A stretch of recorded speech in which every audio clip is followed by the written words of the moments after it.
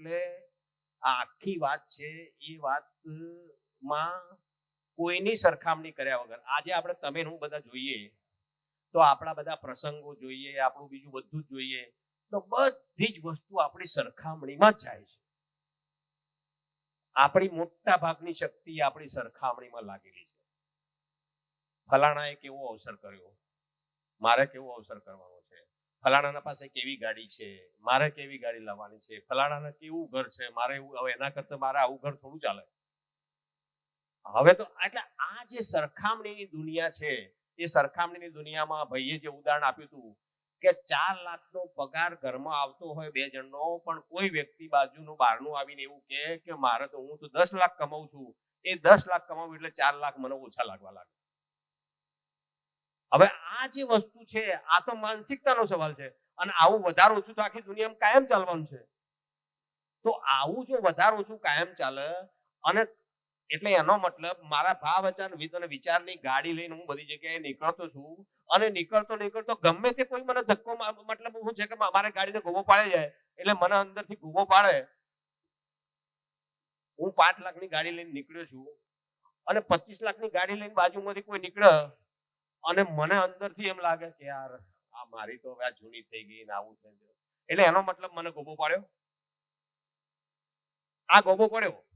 હવે તમને કહું કે હરતો ફરતો કોઈએ સારા કપડા પહેર્યા છે, કોઈએ સારું ઘર બનાવ્યું છે, હવે હરતો ફરતા આખો દિવસ ગોબા જ પડે જવાના આપણા ઉપર.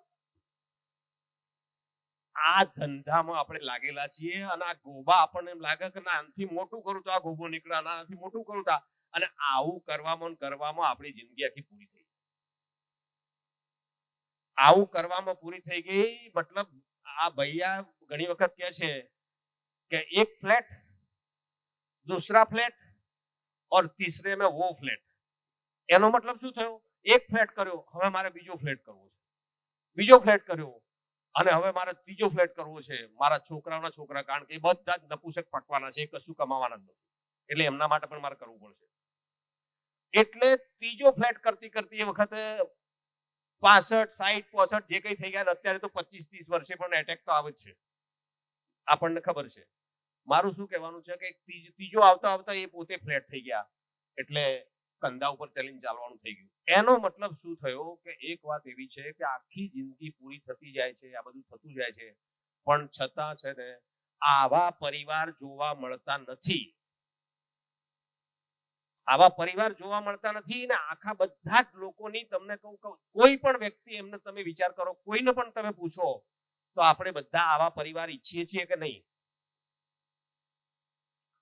અભાવ મુક્ત અને ફરિયાદ મુક્ત આવા પરિવારની આપણે ઈચ્છા રાખીએ છીએ કે નહીં? કોઈ પણ એવું ઈચ્છે છે કે નહીં મને આવું નહીં જોઈતું, પણ હકીકતમાં બધા આવું ઈચ્છીએ છીએ, બરાબર છે? તો એનો મતલબ એક વાત એવી છે કે જો બધા જ ઈચ્છતા હોય અને એ વસ્તુ ના થાય, એનો મતલબ આ અસ્તિત્વની ડિઝાઇનમાં ક્યાંક ફોલ્ટ છે. એટલે અસ્તિત્વની ડિઝાઇનમાં ફોલ્ટ ના હોઈ શકે, આના માટે વ્યવસ્થા છે, આપણને ખબર નથી, એ વાત છે અહીંયા. અને એના ઉપર આ પડદો ઉઠાવવાનું કામ નાગરાજજીએ કર્યું.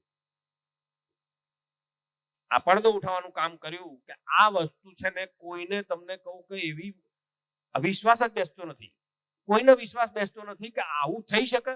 તમે યાર બધી જે વાત કરો છો ને એ બધી આમ જોવા જઈએ ને તો પરિકથાઓ જેવી વાત કરો છો, આ વાત પોસિબલ ના થાય.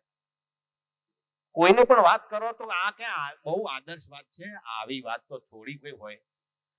આવી વસ્તુ અત્યારે આપણને જે અશક્ય લાગે છે એ વાત એ હકીકતમાં શક્યતામાં ફેરવાઈ શકે એમ છે અને એના માટેની ડિઝાઇન એ રેડી છે.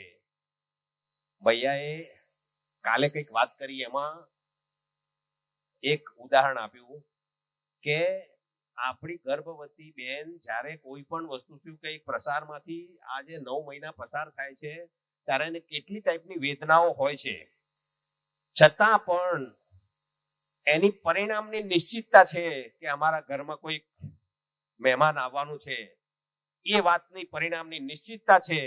અને ડોક્ટર રૂપી કોઈ મેન્ટર એમની પાસે હાજર છે કે નહીં, તમને આ મહિને આ તકલીફ થશે, આ થશે, ચિંતા કરવાની જરૂર નથી. પણ તો આ બે વસ્તુથી એ બેનને સતત 9 મહિના તકલીફ હોવા છતાં પણ એ તકલીફને આપણે નથી પેલું કરતા, આખો પરિવાર ઉત્સવનો માહોલમાં હોય છે.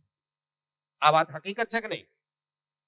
તો એનો મતલબ એ છે કે મારે પણ જો મારે આ પ્રોસેસમાંથી પસાર થવાનું હોય તો આ પ્રોસેસમાંથી પસાર થવાનું હોય તો પ્રોસેસની એનું જે આવવાનું પરિણામ છે એ પરિણામને મને ખબર હોવી જોઈએ. એ પરિણામની પ્રક્રિયા શું છે એની ખબર હોવી જોઈએ.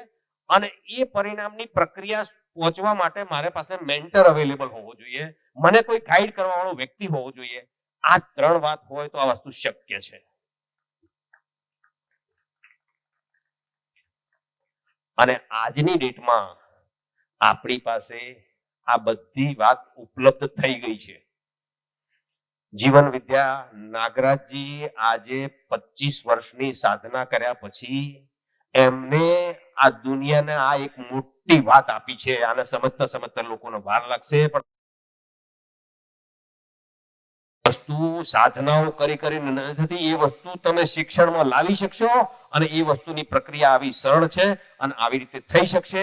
આ વાત એમને એકદમ પ્રેક્ટિકલ રીતે સાબિત કરીને એવી રીતની વસ્તુ એમને આપી છે. એટલે આપણને શું છે કે અત્યારે આજે આપણે સામાન્ય ખબર પડે કે આ સોમભાઈ જેવા લોકો જે રીતે કામ કરે છે, જે રીતે બોલે છે, જે રીતે એમનામાં આપણને ગ્લિમ્સ નથી દેખાતા. સામાન્ય આપણે આપણી રીતે પણ વિચારીએ તો એક નાની નાની વસ્તુ વિચારે તો આજે શું છે કે યાર શું હાઈટથી વ્યક્તિ બોલે છે ગમે તેવા. આજે શું છે કે કોઈ પણ મિનિસ્ટર હોય, કોઈ પણ હોય, કોઈ જગ્યાએ જેટલી વખત અમે તો એમની હાથે જ ગયા છે, કોઈ જગ્યાએ કોઈનાથી કોઈ દિવસ કદી પ્રભાવિત એમને અસર જ ના થાય. અરે કઈ મોદી સાહેબ જયારે સીએમ હતા ત્યારે પણ એમને બનવા બોલાયેલા અને એ વખતે પણ તમને કહું કે શિબિરની ઓફર કરી. આ બધી જ વસ્તુઓ ભાઈએ કીધું કે તમારી બેસવાની તૈયારી હોય દડકેજો.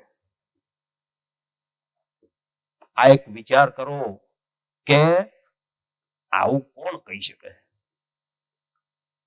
નહીતર તો શું છે લાઈનમાં લાગી જાય. શું વાત કરો તમે? એટલે આ પર્ટિક્યુલરલી હું તમને કહું કે આવી રીતની જે આપણને આ દેખાય છે એમ મેન્ટરના રૂપમાં બાબાજીએ આ 12 પુસ્તકો અને આખી વસ્તુની પ્રોસેસ એ બધું સરસ રીતે એટલી રીતે સરસ આપ્યું છે કે એના ઉપર ધીમે ધીમે ધીમે ધીમે ધીમે ધીમે અભ્યાસ કરતો કરતો આપણે એ સ્ટેજ સુધી પહોંચી શકીએ છીએ. એમાં કોઈ ડાઉટની વાત નથી. અને શિક્ષામાં આવશે, શિક્ષામાં આવે, મા બાપ સમજતા થાય, મા બાપ સમજતા થાય તો પરિવારમાં એવું વાતાવરણ બને. એક બાજુ સ્કૂલમાં પણ આ વસ્તુ શીખવાડવાની હોય અને સમાજમાં ધીમે ધીમે આ શિબિરો દ્વારા વાતાવરણ બનતું જાય તો જેમ જેમ આગળની પેઢી આવશે એમ આ વસ્તુ બિલકુલ સહેલી થતી જશે. એટલે સાસ વહુના ઝઘડા એ 25-50 વર્ષ પછી બાળકો એવું કહે તમે સાસ વહુ ઝઘડતો હતો, એવું એમના માટે પણ ક્વેશ્ચન હશે. એવું થશે. આ વાત છે ને એમાં શું છે કે આવું કોઈ જગ્યાએ બહુ સારી ગ્લોબો ટાઈમ ચાલે એવી નોટમાં લખી રાખજો. એટલે આપણી 1-2 પેઢી પછી પણ કોઈ જોશે કે મારા દાદા દાદી આવી રીતે કોઈ શિબિરમાં ગયો હતો ને એમને આવું લખી રાખ્યું છે, મરતો મરતો એવું કહીને ગયો તો કે મારી નોટ વધજો. બરાબર? એટલે આ એક વાત છે ને એ કાલના વાતમાં રહી ગઈ હતી, એ મને જરા કહેવાનું થયું. બીજી વસ્તુ એ છે ભાઈ આજે જિંદા રહેવું અને જીવવું આ 2 વાત એમને બહુ સરસ રીતે વાત કરી. આપણા બધાના મગજમાં, ઘણા બધા લોકોના મગજમાં ભ્રમ હતો કે આપણે તો જીવીએ છીએ ને, આપણે તો જીવીએ છીએ, જિંદા રહેવામાં તો બીજું કોઈ હશે, બાકી હું તો જીવું છું એવું ઘણા બધા મોટા ભાગને લાગતું હતું. પણ આજે ભાઈએ આપણને દર્પણ બતાવી દીધું કેવો છીએ આપણે. વેમ હોય તો કાઢી નાખજો. તમે જિંદા રહેવાની વાતમાં છો ને એવું તમે આપણે એકલા નહીં, મોટા ભાગના સમાજમાં જિંદા રહેવાની વાત ઉપર જ બધી વાત ચાલે છે. જીવાની વાત ઉપર તો હજી દુનિયાએ પગ મૂક્યો જ નથી. ત્યારે આપણને ખબર પડી કે આ હકીકતમાં જોવા જઈએ તો આ દુનિયા આવી મોટી છે. તો આ જે વાત છે એ વાતમાં પહેલું તો મારે કોઈક જગ્યાએ આગળ વધવા માટે મને પહેલી એટલી ખબર પડવી જોઈએ કે હું કઈ જગ્યાએ છું. તો આપણને એ ખબર પડી કે આપણે હજુ જિંદા રહેવામાં છીએ, જીવવા તરફ જવાનું છે એવી ખબર પડે તો આપણે મતલબ એક બાજુ પગ ઉપાડવાનું ચાલુ કરીએ ને. એટલે આપણા બધા માટે એટલી પહેલી વસ્તુ એ છે કે ભાઈ આ વાતની ખબર પડી અને એમાંથી આગળ વધવાની વાત છે. એટલે આ જીવવાની ને જિંદા રહેવાની બાબતમાં કોઈને પણ આવા જે વાત કરી એમાં કોઈને પણ કઈ પ્રશ્ન હોય, કોઈને કંઈક સમજવા જેવું લાગતું હોય, કઈ પણ હોય તો તમે મને જરા કહેજો, તો એ વાત ઉપર થોડું હું વધારે મતલબ એ કરી શકીશ. બાકી ભાઈએ આખી શિબિર કરી 4 સેશન, એ પછી 30 મિનિટમાં પછી બધું મારે કહેવાનું થાય તો પોસિબલ નહીં થાય અને આપણને બધું ફાવશે પણ નહીં કદાચ. એટલે આ જરા તમને કહું છું, આનો સહારો લઉં છું કારણ કે હજુ શીખતા શિક્ષક છીએ ને.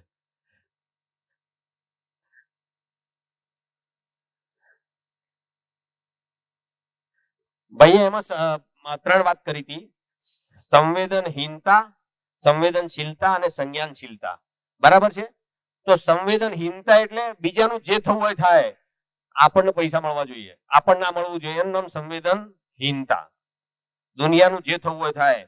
મારે તો તમને કહું કે ગમે તે સામેવાળાનું થાય, અંદર હું યુરિયાથી દૂધ બનાવું કે હું હળદરમાં ગમે તેમ ભેળવીને ખવડાવું, ગમે થાય, લોકોનું જે થવું હોય થાય, પણ કશું છે મને પૈસા મળવા જોઈએ.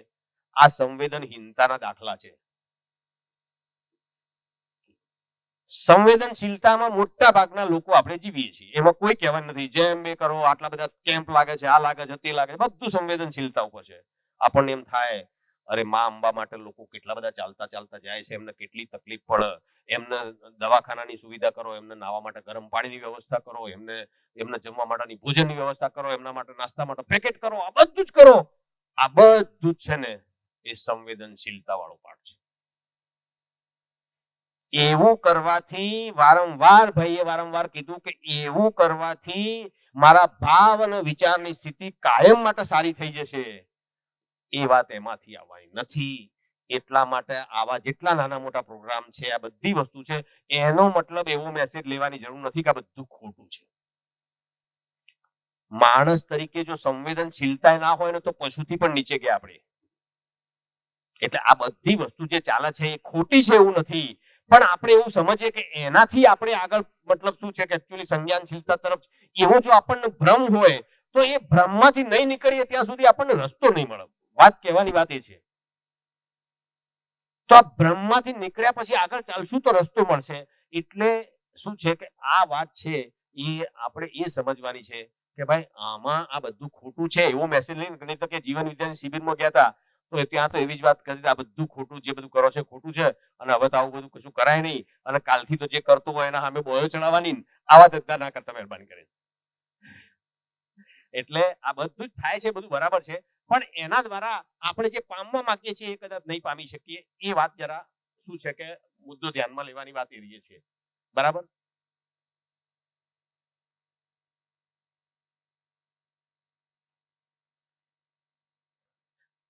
ભાઈએ બીજી એક વાત કરી કે સમસ્યા કોઈ પણ આવે છે, કોઈ પણ પ્રોબ્લેમ આવે છે, તો એ પ્રોબ્લેમ આવે છે તો એ પ્રોબ્લેમને મારા જીવનનું માઇલોમીટર છે એવો એક વસ્તુ વાત કરી એમને. એટલે મને પ્રોબ્લેમ આવે ત્યારે ખબર પડે કે આ પ્રોબ્લેમ આવે છે એટલે હું ગુસ્સે થઈ જઉં છું, આ પ્રોબ્લેમ આવે છે એટલે હું દુઃખી થઈ જઉં છું, આ પ્રોબ્લેમ આવે એટલે મને તો એકદમ આમ તેમ થઈ જઉં.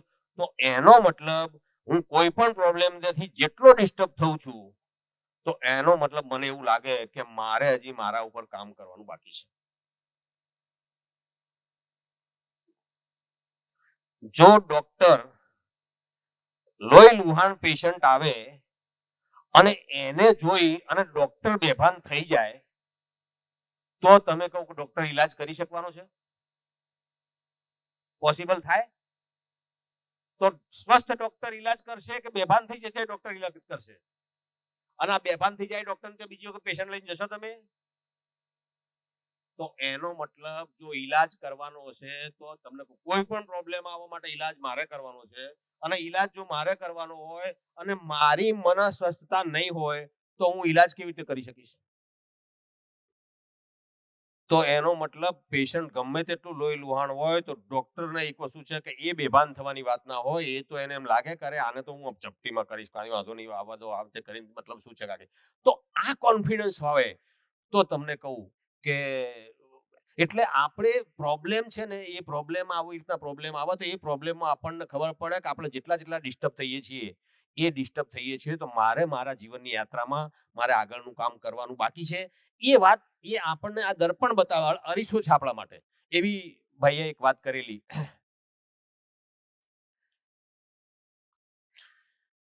બીજું સંજ્ઞાનશીલતા વાળી વાત કરી, એમાં એમને ફળ લાગવાની વાત કરી કે આંબામાં ફળ આવશે પણ મેરે કો ફળ કબ લગેગા. એટલે મને ફળ ક્યારે આવશે, મનુષ્ય જાતિ તરીકે, માણસ તરીકે મારે ફળ આવ્યા ક્યારે કહેવાય, મને ફળ આવ્યા ક્યારે કહેવાય? તો એનો મતલબ મારા ભાવ અને વિચારની સ્થિતિ એ કાયમી ગમે ત્યારે કોઈ પણ વ્યક્તિ ગમે તે થાય, કોઈ પણ થાય તો પણ હું મારા ભાવ અને વિચારની સ્થિતિ, એનો મતલબ હું સંવેદનહીન થઈ ગયો છું એવું નથી. મારા ભાવ અને વિચારની સ્થિતિ, અને એવું ક્યારે બને, જે પ્રોબ્લેમ આવે એ બધા જ પ્રોબ્લેમનું સોલ્યુશન છે ને એ મને જ્યારે દેખાતું હોય ત્યારે જ હું આ વાત કરી શકું. બરાબર? બધા જ ત્યારે જ હું આગો પાછો ના થઈ જઉં. નહીતર શું છે, મને પ્રોબ્લેમનું સોલ્યુશન ના ખબર હોય તો તરત જ હું ડિસ્ટર્બ થઈ જઉં. એટલે મને દુનિયામાં આજે જેટલી કોઈ વસ્તુ આવશે તો એ બધી વસ્તુ કેવી રીતે સોલ્વ થશે એની વાતના પ્રશ્નો, હવે કોઈ પ્રશ્નો હમણાં સોલ્વ થાય, કોઈ 2 વર્ષે સોલ્વ થાય, કોઈ 5 વર્ષે સોલ્વ થાય, કોઈ 50 વર્ષે સોલ્વ થશે. પણ મને ખબર છે કે આ જ રસ્તે ચાલવાનું છે ને આગળ આ રસ્તો આવવાનો છે, તો પછી એમાં કઈ આગુ પાછું થવાની જરૂર નથી. બરાબર? તો આ વાત છે ને કે આ પ્રોબ્લેમના સોલ્યુશનની વસ્તુ એ જો મને ખબર હોય તો હું આગો પાછો ના થઈ જઉં. અને એ જો આપણે એ કરતા છું તો એ જે ફળ છે, ફળની વાત કરીએ છીએ, તો એ ફળ આવવાની વાત છે કે મારી મનસ્થિતિ આવી બને. હવે મારી મનસ્થિતિ આગળ એટલે બાકીના આપણા બધા દિવસોમાં આગળ ડિટેલ આવશે. એટલે એ મનસ્થિતિ બનાવવાની કેવી પ્રોસેસ છે, કેવી રીતે એ માટે શું કરવું પડશે, આ બધી જ વાત છે ને એ આપણને ધીમે ધીમે ખબર પડશે. આમાં આ પરિચય શિબિર છે એટલે આ મધ્યસ્થ દર્શન, આ આખી વાત જે કીધી ગઈકાલે, તો આ ફળ આવવાની વાત તરફની પ્રક્રિયામાં શું શું વસ્તુ થશે એ આખી બતાવવાની ખાલી વસ્તુ છે. એટલે એનો મતલબ કે અહીંયા આવ્યા પછી આ પ્રાઇમરી વાતની ખબર પડે થોડી, એટલે અમુક તો આપણને ફેરફાર લાગે, પણ એના સિવાયનો જે પરમેનન્ટ ફેરફાર કરવાની વાત છે, જે એ ધીમે ધીમે હું આ રસ્તા ઉપર ચાલવા લાગુ તો આજે હું આટલા વર્ષો જીવ્યો છું, જિંદા રહેવામાં જ મોટા ભાગનું પેલું છે, મારા મગજમાં આખો દિવસ એના સિવાયના બીજા વિચારો આવતા નથી, ચારે બાજુ વાતાવરણ આવું છે, તો તમને અહીંયા શિબિરમાં જેમ લાગે છે ને કે યાર જોરદાર છે, એવું અહીંથી ઘેર ગયા પછી એવું નહીં લાગે.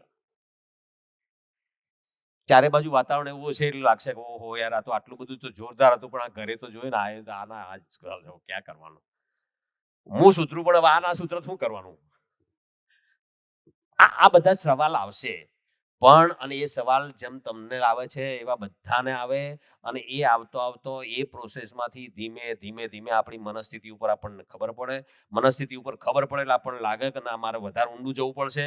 વધારે ઊંડા જવા માટેનો પ્રયત્ન કરીએ એટલે જેમ આગળનો રસ્તો દેખાય, એટલે આ ટોર્ચનું કામ કરે છે.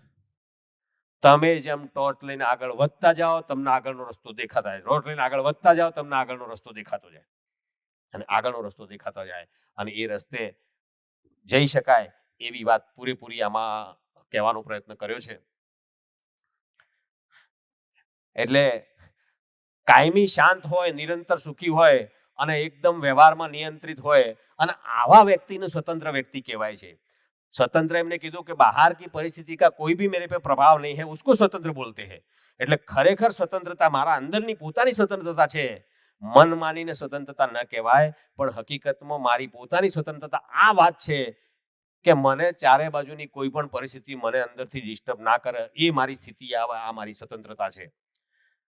ભાઈએ બીજી એક વાત કરી, માનવ લક્ષની વાત કરીએ તો આપણને બધાને ખબર જ છે કે આ સમજણ મતલબ એટલે સમાધાન કે છે, હિન્દીમાં એને સમાધાન કહે છે, ગુજરાતીમાં આપણે એને સમજણ જ કહીએ છીએ. સમૃદ્ધિ, સમજણ વ્યક્તિમાં આવે અને પરિવારના બધા વ્યક્તિમાં આવે. એટલે સમજણ આવે એટલે તમને કહું કે પ્રશ્નો પરિવારના અંદરના એકબીજાના પ્રશ્નો સોલ્વ. જ્યાં સુધી અંદરના પ્રશ્નો છે ત્યાં સુધી અમારામાં સમજણ નથી, એ વાત નક્કી જ છે. અને એવી ખબર પડે એટલે આપણે સમજણ ઉપર કામ કરવાનું, બીજા ઉપર દોષારોપણ કરવાની જગ્યાએ એ કામ કરીએ તો એ કામ થાય. સમૃદ્ધિની વાત આવે તો આપણે જે વાત કરીએ એ પ્રમાણે કોઈ પણ વસ્તુ અમારે ઓછી નથી, એવું જ્યારે હવે એ વાત છે ને, એવું નક્કી કરવા માટે, સમૃદ્ધિની વાત નક્કી કરવા માટે જ્યાં સુધી આપણી મનસ્થિતિ એવી નહીં થાય ત્યાં સુધીમાં આપણે કમ્પેરિઝન જ કરતા રહીશું. અત્યાર સુધીમાં હું તમને એક સાદો દાખલો આપું તો સાદા દાખલામાં આપણે કોઈ પણ વસ્તુ શું છે કે આપણે કોઈને કોઈ જોઈએ કે કોઈ આપણી પાસે એક ફૂટપટ્ટી માપવા માટેની ના હોય તો આપણે કોઈ વાત એવી હોય તો આપણે એવું કહીએ કે આ કેટલું લાંબુ છે, તો આપણે એવું કહીએ આના કરતાં લાંબુ છે ને આના કરતાં ટૂંકું છે. આ જ ભાષામાં વાત કરશું આપણે. કોઈ કિલોના, 2 કિલોના, 5 કિલોના બાટ આપણા પાસે ના હોય વજન કરવાના, તો આપણે એવી જ વાત કરશું કે આ કિલો કરતો વધારે લાગે છે કે તો 5 કિલો કરતો ઓછું લાગે, પણ આની આસપાસ. આવી સરખામણીની ભાષા જ બોલશું. જે દિવસે તમારી પાસે હાથમાં ફૂટપટ્ટી હશે એ દિવસે તમે સીધી વાત એવી કહી શકશો કે આ 2 ફૂટ 6 ઇંચ છે, આ 2 ફૂટ 3 ઇંચ છે. તમે સીધી ચોક્કસતાની ભાષામાં વાત કરી શકશો. એટલે અહીંયા આ સમાધાન, સમૃદ્ધિ, આ બધી વાત છે એના ઉપર ચોક્કસતાની વાત કરવા માટે તમને કહું કે આ લક્ષ્ય આપી દીધું. આ લક્ષ્ય તરફ ચાલતી વખતે એટલે આપણને એક એક વસ્તુની જ્યારે સમજણ આવશે ત્યારે આપણને ખ્યાલ આવશે કે મારી જરૂરિયાત કેટલી છે અને મારી જરૂરિયાત કેટલી છે. આખા પરિવારમાં બધાની સમજણ હોય અને આજુબાજુમાં કોઈ પણ વ્યક્તિની સરખામણી ના કરે તો ઓટોમેટિક શું છે કે એને નક્કી થઈ જાય કે ભાઈ મારા પરિવારમાં કેવી રીતનું છે, અમે લોકો કેટલા જણ છીએ, અમારે કેવડું ઘર જોઈએ, આપણા આખા વર્ષમાં બધાને જોઈએ તો કપડાં કેટલા જોઈએ, બીજાનું કોઈ ચમકાના ના હોય, આપણા શરીરના માટે જોઈતા હોય તો આપણે કેટલા કપડાં જોઈએ, આપણે કોઈ જગ્યાએ સમાજમાં જવું હોય, બીજે જવું હોય તો આપણે એક જગ્યાએથી બીજી જગ્યાએ જવું છે તો આપણે સાધનની જરૂર છે, તો એ આપણું કેટલું કેવી રીતે છે, શું છે. અને આપણે ઘરમાં જ ઘેર જ રહેતા હોય, ખેતરમાં જ રહેતા હોય, બીજી કોઈ જગ્યાએ જવા આવવાનું વર્ષમાં 2 વખતે થતું ના હોય તો પછી આપણને એમ લાગે કે ભાઈ મારા હમણાં ગાડીની જરૂર નથી, મારા તો શું છે કે મારા ખેતરમાં ટ્રેક્ટરની જરૂર છે. તો આ બધી વસ્તુઓ છે ને એ જ્યારે પોતે પરિવારના બધા જ વ્યક્તિ આ એક વિચારથી પેલા થાય, ઓટોમેટિક એમની પોતાની ઘરની રિક્વાયરમેન્ટ છે ને એ ઓટોમેટિક ડિસાઇડ કરી શકશે. અને એ રિક્વાયરમેન્ટ ડિસાઇડ કરશે. હવે એનાથી થોડું ઘણું વધારે થઈ ગયું એટલે એમ લાગશે એકદમ પૂરું થાય કે આપણા માટે પૂરતું છે. હવે શું કરવાનું છે, તો હવે એ કામ કરવાનું છે કે આવા બીજા પરિવાર હોય એના માટે મારે એને સહયોગ કરવાનો છે. બરાબર? એટલે આ દિશામાં લઈ જાય અને આવા બધા પરિવાર ઊભા થાય, બધા લેવાની જગ્યાએ આપવાના મોડમાં લોકો આવી જાય તો વિચાર કરો સમાજમાં ભયનું વાતાવરણ હોય? બિલકુલ ભયનું વાતાવરણ ના હોય. બરાબર છે? અને આવી રીતે લોકો જીવતા હોય તો લોકો એક વાત એવી છે કે વિચાર છે કે ભાઈ આ ચારેય અવસ્થાઓ સંતુલનમાં રહે એટલા માટે આપણને કોઈ પણ જગ્યાએ કોઈ પ્રકૃતિનું પણ મતલબ દોહન ના થાય, બીજું ન થાય, એવો વિચાર કરીને જ ચાલશું લોકો તો ઓટોમેટિક ચારેય અવસ્થાઓ પણ સંતુલનમાં ચાલશે. એટલે હવે આ લક્ષ્ય તરફ જે વસ્તુ લઈ જાય એ પુણ્ય કીધું, આ લક્ષ્યથી દૂર લઈ જાય એને પાપ કીધું. સીધી આ ખુલ્લી વસ્તુ છે ને.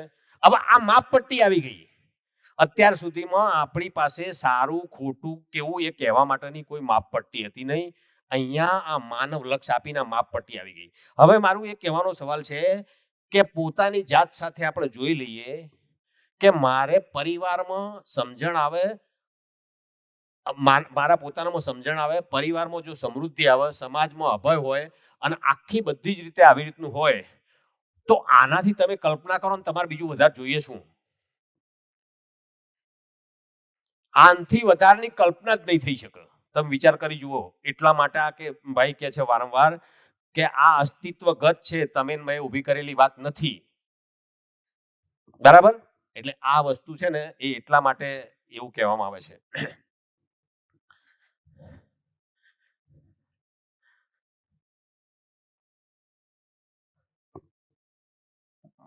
भैया कल तक ही आ पाए, आज का सुबह का बाकी है.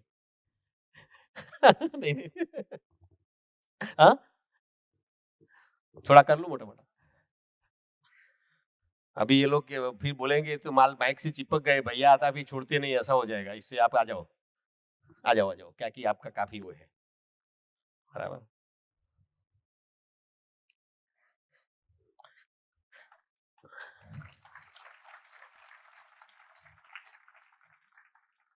दूसरा दिन का क्वेश्चन पेपर था. सभी को नमस्कार. क्या बात.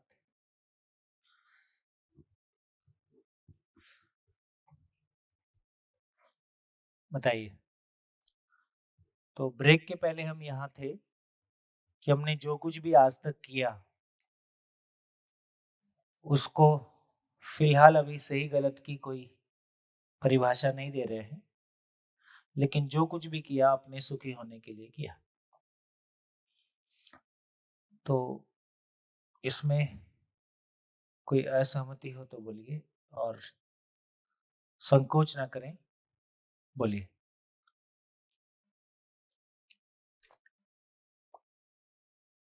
वो बहन ने जो बात बताई थी, माइक हेलो, वहां से बंद है। हेलो हेलो, वो बहन ने जो बात बताई थी कि मैंने मार्क बढ़ाना नहीं चाहती थी लेकिन मैंने बढ़ाया, तो उन्होंने जो कार्य किया वो सुख के लिए किया। उनके पे तो कोई दबाव नहीं था, दबाव के हिसाब से सुख अनुभव थी। सुख मतलब दबाव थोड़ी होता है।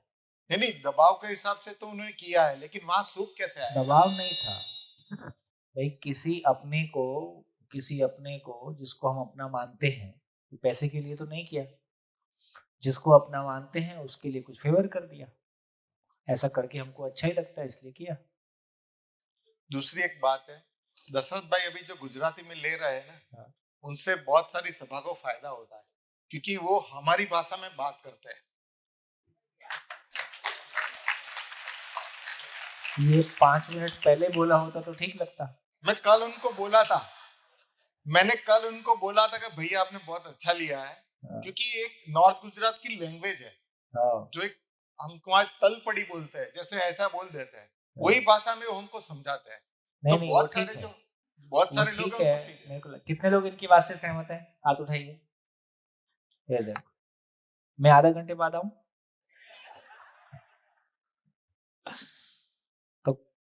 तो कल से टाइम बढ़ा देते हैं, आप 3:15 तक करेंगे।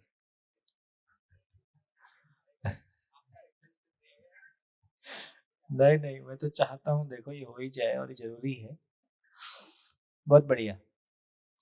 नहीं तो कितने बजे शुरू करते हैं? 2:30 बजे। हाँ तो पौना घंटे तो चल ही सकता है, 3:15 तक तो चला ही सकता है। चलाइए, अच्छा रहेगा। हाँ जी भैया, और सोचिए। हाँ, माइक लीजिए। जब मैं किसी बात को कहता हूं कि आप असहमत होने का प्रयास करें, तो आप सीरियसली असहमत होने की कोशिश करें, क्योंकि जितना आप असहमत होंगे उतने बारीक तार निकलेंगे, उतना बेहतर समझ में आएगा। नमस्कार भैया जी। कल से अपना चल रहा है संवेदनहीनता, संवेदनशीलता और संज्ञानशीलता। संवेदनहीनता माना क्रौर्य, क्रूरता। संवेदनशीलता माना सहानुभूति। थोड़ा संज्ञानशीलता को कोई उदाहरण देके समझाइए। जो मैं आपके साथ कर रहा हूँ ये संज्ञानशीलता। थोड़ा क्या है, तो पूरा ही खुल रहा है। हाँ।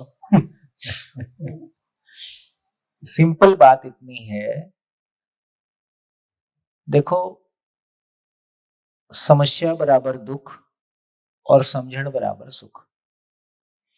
तो अपनी जिंदगी के सभी आयाम में हमारे पास प्रैक्टिसेबल सॉल्यूशन होना, इसका नाम स्टेबल स्टेट ऑफ माइंड है, इसका नाम मेरे भाव और विचार की स्थिरता है, इसका नाम हमेशा खुश रहना है। तो क्या चीज के लिए समाधान? समझण। मेरे स्वस्थ रहने के लिए समझण, इसकी भी जरूरत है। मैं खुश रहूं इसके लिए समझण। मेरे परिवार में सभी खुश रहें इसके लिए समझण। मेरे परिवार में सभी अभाव से मुक्त रहें, कभी कोई भौतिक वस्तु की कमी भी ना हो, इसके लिए भी कोई समझण होगा। तो इसका मतलब होगा सभी ऐसे ही जी सके, उसके लिए कोई मैकेनिज्म, कोई व्यवस्था का स्वरूप समाज के लिए, और प्रकृति के साथ हम ठीक से जिए उसके लिए भी समझण। तो बेसिकली ये कह रहे हैं कि मेरा भाव और विचार, जैसे क्रोध क्या है? हमारी अक्षमता का प्रदर्शन क्रोध है। जब हम कोई सिचुएशन को हैंडल नहीं कर पाते हैं तो हम चिल्लाना शुरू करते हैं। क्या अक्षमता है? कि मेरे पास सॉल्यूशन नहीं है। सॉल्यूशन होता तो मैं अनस्टेबल नहीं होऊंगा। तो बार बार ये बोला कि हम समस्याओं से दुखी होते हैं क्या? हम समस्याओं से दुखी होते हैं कि नहीं होते हैं? होते हैं। हाथ उठाओ। हम समस्याओं से दुखी होते हैं कि नहीं? नहीं। क्लास, कथा नहीं। हम समस्याओं से दुखी नहीं होते हैं। फिर हमने कहा कि हम घटनाओं से दुखी होते हैं कि नहीं, तो पता चला घटनाओं से दुखी नहीं होते हैं। उस घटना को हैंडल करने की कैपेसिटी मेरे पास नहीं है। उस घटना को तो मैं परेशान, तो मेरे पास समझण है, समाधान है, तो मैं परेशान नहीं होता हूं।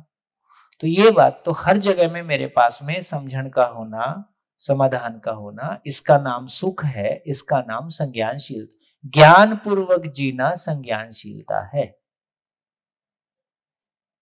मान्यताओं के साथ में जीना, स्वयं को शरीर मान के जीना, ये संवेदनशीलता से संवेदनहीनता की कहानी है।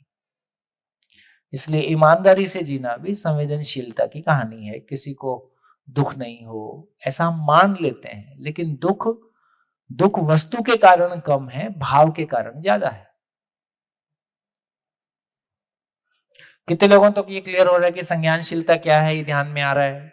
कितने लोगों को संज्ञानशीलता ध्यान में आ रहा है कि संज्ञानशीलता क्या है? धीरे धीरे कुछ आ रहा है, धीरे धीरे और आ रहा है। तो क्या इसको हम समानुभूति भी कह सकते हैं? नहीं, समानुभूति क्या, संज्ञानशीलता ही कह लेते हैं।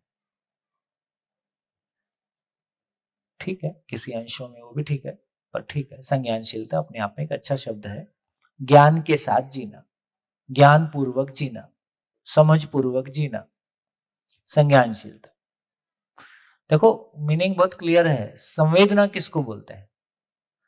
संवेदना का मतलब है जो शब्द, स्पर्श, रूप, रस, गंध इंद्रियों से जो सूचना मिलती है, इसका नाम संवेदना है।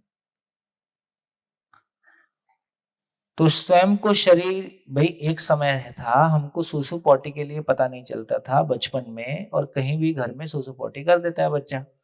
इसका मतलब क्या है? बच्चे को नींद आती है तो पता नहीं चलता है, वो रोता रहता है। बच्चे को भूख लगती है तो उसको पता नहीं चलता है, वो रोता रहता है। इसका मतलब क्या हुआ?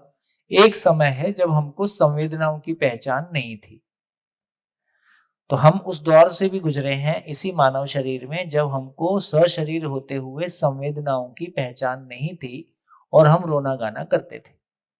फिर हम थोड़े से बड़े हो गए तो हमको संवेदनाओं की पहचान हो गई। थोड़े से और बड़े हो गए तो हम संवेदनाओं के शिकार हो गए। हमको लगता है संवेदनाओं में सारा सुख है, संवेदनाओं की पूजा करो। संवेदनाओं की पूजा से कुछ नहीं मिला तो समाधि पूर्वक हमने संवेदनाओं की हत्या की करने की भी कोशिश की है। तो हमारे पास दो ही मॉडल है। एक भौतिकवादी मॉडल है जिसमें संवेदनाओं की पूजा करो, एक आध्यात्मवादी आदर्शवादी मॉडल है जिसमें संवेदनाओं की हत्या करो। संवेदनाएं रही ही नहीं, यहां ये कह रहे हैं। तो संवेदनाओं को ना हत्या करनी है, ना संवेदनाओं की पूजा करनी है। संवेदना का मतलब है, वेदना का मतलब है पीड़ा। वेदना का मतलब है पीड़ा।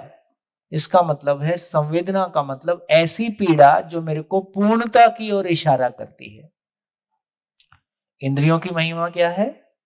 एक तो इंद्रियों की महिमा, सबसे बड़ी महिमा मानव के साथ इंद्रियों की ये है कि इंद्रियों के कारण हमारा सुख से परिचय हुआ है। इंद्रियां ना होती तो हमारा सुख से परिचय ही नहीं होता। ये इंद्रियों की महिमा है। इंद्रियों में सुख की महिमा है कि ये संसार का क्रम चलता है। प्रजनन क्रिया में सुख है, इसलिए हमको संतानोत्पत्ति की ओर जाना है। संतान उत्पत्ति हो गई तो उसके साथ में मोह जुड़ जाता है। मोह जुड़ता है तो उसकी सेवा करते हैं। सेवा करने की आवश्यकता है तो उसके लिए सुविधा की आवश्यकता है, इसलिए हम लोभ करते हैं। तो लोभ मोह काम पूर्वक ये संसार चलता है। यदि हमको लोभ मोह काम नहीं होगा तो संसार चलेगा? अभी तो नहीं चलेगा। जब समझदारी कब आएगी? जब हम लोभ मोह काम के साथ जी लेंगे। लोभ मोह काम की प्रतिक्रिया क्रोध, मद और मात्सर्य है। ये बात ध्यान में आए? नहीं आए? नहीं आए, बना के बताना पड़ेगा, बोर्ड पे बताना पड़ेगा। देखिए इधर बना देता हूं।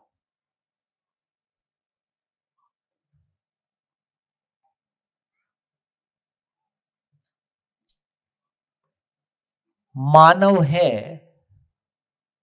और मानव सुख की निरंतरता चाहता है।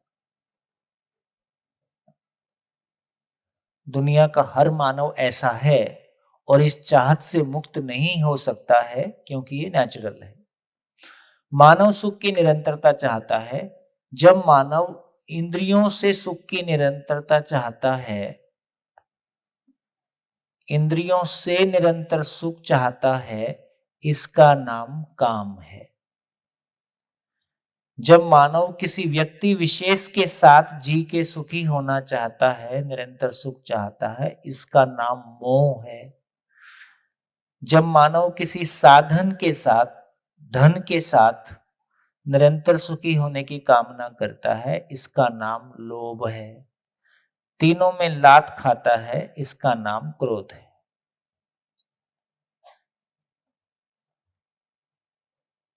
तो क्रोध क्या है? इन जिंदा रहने का सामान जीने के काम नहीं आता है। तो इंद्रियों से सुख की निरंतरता नहीं हो सकती। किसी व्यक्ति के साथ मैं किसी महापुरुष को भी पकड़ के जीऊंगा तो उससे मेरा सुख निरंतर नहीं हो जाएगा। समझने का काम करूंगा तो ही मैं सुखी होता हूं। तो मैं किसी इंद्रियों से सुख की निरंतरता को नहीं पाता हूं, मैं किसी व्यक्ति के साथ जी के सुख की निरंतरता को नहीं पाता हूं, साधन के साथ सुख के, तो मेरे को सुखी होना नहीं आता है। इसका नाम अक्षमता है। तो बेसिकली अपनी अक्षमता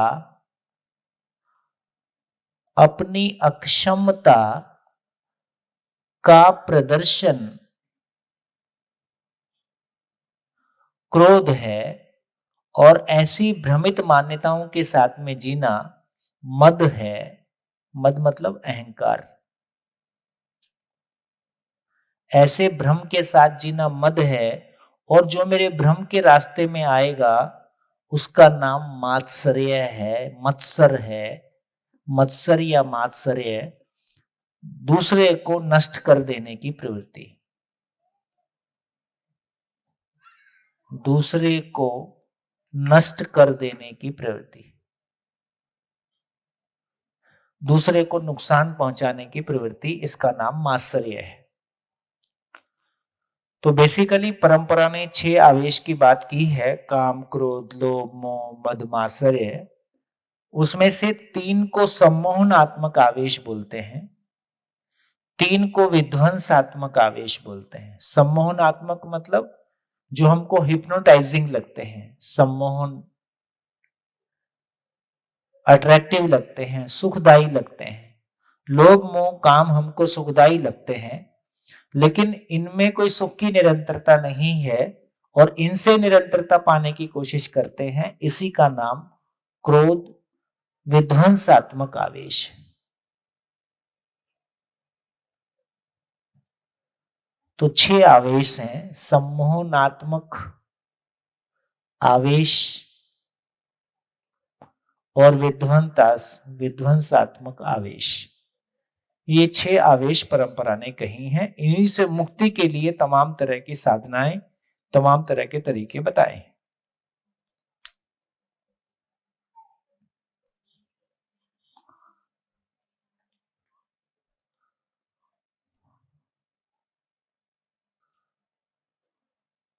बढ़िया। तो फिर से एक बार बोलता हूं, क्या मतलब हुआ? तो एक तो ये समझ में आया कि इंद्रियों की महिमा है कि हमारा सुख से परिचय हुआ। इंद्रियों की महिमा है कि उस आकर्षण के चक्कर में ये सृष्टि चल रही है, पशु पक्षी संसार। और जब तक हम संज्ञानशीलता से संपन्न नहीं हुए, ज्ञान से संपन्न नहीं हुए, ज्ञान से संपन्न कब होंगे? जब शरीर भोग के, शरीर के सारा सुख भोग के ये समझ में आता है कि इससे सुखी नहीं हुआ जा सकता है, तब हम ज्ञान की तरफ जाते हैं।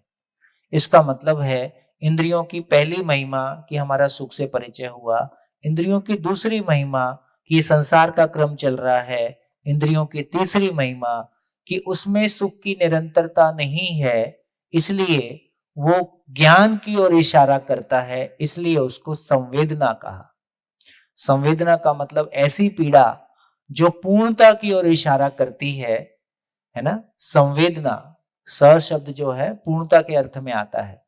तो संवेदना का मतलब है ऐसी वेदना जो पूर्णता की ओर इशारा करती है। तो संवेदना का मतलब है संवेदना में सुख की निरंतरता नहीं है, लेकिन ज्ञान पूर्वक मानव सुखी हो सकता है।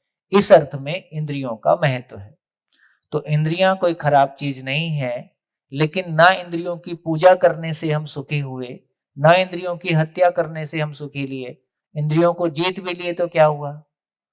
उससे कोई हमारे जीने की जगह नहीं बनी, उससे हमारी शिक्षा का स्वरूप नहीं निकलता, उससे व्यवस्था का स्वरूप नहीं निकलता। तो फाइनली इंद्रियों को जीत लिए तो हम इंद्रियों के दुख से मुक्त हो गए, लेकिन जीने का स्वरूप हमारे साथ नहीं, हमारे पास नहीं है। मानव का मानव के साथ में जीने का स्वरूप हमारे पास नहीं है। तो मानव की समझ जब तक नहीं बनेगी तब तक मानव के जीने का स्वरूप हमारे पास नहीं है। तो ये क्लैरिटी के साथ हमने चर्चा किया कि मानव के बारे में चर्चा किया कि मानव जो कुछ भी करता है सुखी होने के लिए करता है। आपने आज तक जो भी कुछ किया अपने सुखी होने के लिए किया। इसमें कोई असहमति है तो बताओ।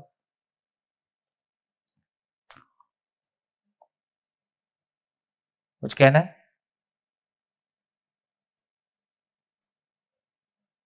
क्यों बहनों को नहीं लग रहा हमने परिवार के लिए इतना किया है? नहीं लग रहा है इतना किया परिवार के लिए? इसी को तो सोच सोच कर अभी तक दुखी हो रहे थे। परिवार के लिए हमने इतना किया, वापस कोई रिस्पांस नहीं दे रहा है और है हमारी जिंदगी चली गई। अब भैया, हाँ।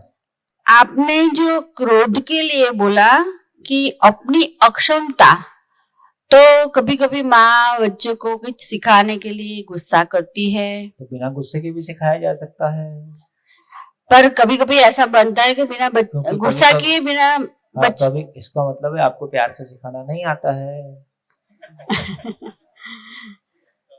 मैं तो कभी आपको गुस्सा करके नहीं सिखाया। पर कहीं कहीं ऐसे मतलब करना पड़ता है, उतना ही अक्षम है। अक्षमता भी आता है। अच्छा।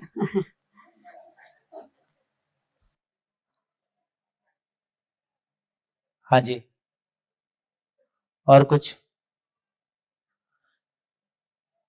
तो आपके पास कुछ कहने के लिए है नहीं ऐसा लग रहा है।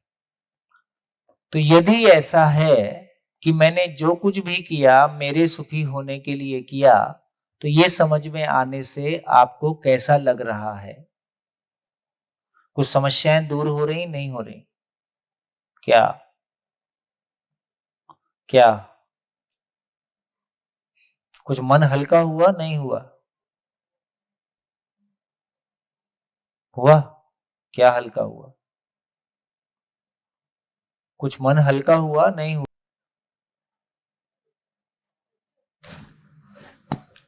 नमस्कार भैया। जो दो प्रश्न आपने लिखे, क्यों जीना है, कैसे जीना है, तो क्यों जीना है प्रश्न पिछले 10-15 सालों से दिमाग में तो आ रहा था, आंसर नहीं मिल रहा था। लेकिन आपने जैसे आज बताया कि लिखो कि क्यों जीना है, तो जैसे लिखने जाते, चाहे वजह कुछ भी लिख ले कि दुनिया देखना है, बच्चों को बड़ा करना है, पर आंसर आता है कि सुखी होना है। कंक्लूजन उसका है कि मुझे सुखी होना है। तो जॉब करते 10-15 साल से मैं एक ही प्रोफेशन में हूँ, पढ़ाता हूँ, प्रोफेसर हूँ। मतलब थैला लेके कॉलेज गए, वापस आए, सो गए, थैला लेके कॉलेज गए, वापस आए, सो गए। तो मतलब क्यों जी रहे, क्वेश्चन हो ही रहा था। पहले बताया था। हाँ, तो सुबह गए, शाम तक कुछ कमा लिया, आके टंकी भरे, वापस सो गए, सुबह टंकी खाली किए, दोबारा टंकी भरे, फिर टंकी के भरने का जुगाड़ लेके चले गए और 2-4 टंकियां पैदा कर दी। तो ये कंफ्यूजन हो रहा था, कर क्या रहा है, मतलब चल रहा है पर क्यों चल रहा है समझ में नहीं आ रहा। ऐसा कितने लोगों के मन में आता है? गुड, काफी विद्वत सवाल। तो आज जाके मतलब वो कंक्लूजन मिल गया कि सुखी होना है, वो बाय डिफॉल्ट नेचर है, इसीलिए कर रहे हैं। अब बच्चों के लिए क्या किया? वो भी हमारे लिए ही था, मतलब। और क्या? फिर ये मतलब पहले क्वेश्चन का जवाब मिला कि खुशी होने के लिए कर रहे।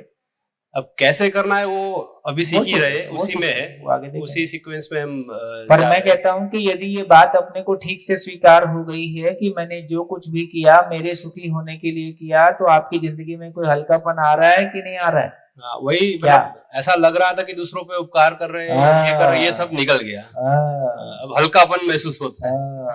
मैंने समाज इनको माइक तो आपकी थकान उतर जाएगी इससे।